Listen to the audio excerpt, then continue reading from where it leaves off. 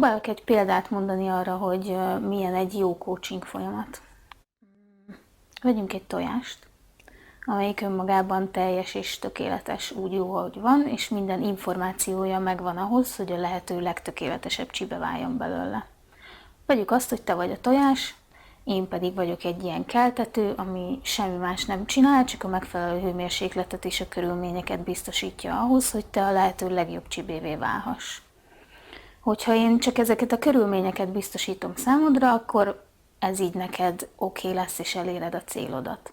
Ha viszont az előző példákat felhozva akár tanácsot adok neked, akár készanyagot, akár pedig elkezdek így a jó tyúkanyát körül kapirgálni, akkor ez olyan, mintha én fognék egy kalapácsot és elkezdeném feltörni a tojást, azelőtt, hogy te készen állnál arra, hogy ebből kibújj.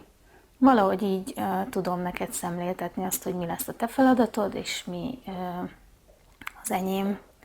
Egy másik példa arra, hogy tudod még megérteni, hogy mi történik egy coaching folyamatban, ez a klasszikus hegymászós példa, amikor te tudod az utat, te tudod a célt, hogy hova szeretnél felmászni, én meg vagyok egy jó serpa, aki így hordom utánad a cuccaidat, és így biztosítalak téged abban, hogy igen, jó úton jársz, adom az oxigénpalackot, hogyha szükséged van, de te vagy itt az utazásnak a fő szervezője és a saját életednek a szakértője.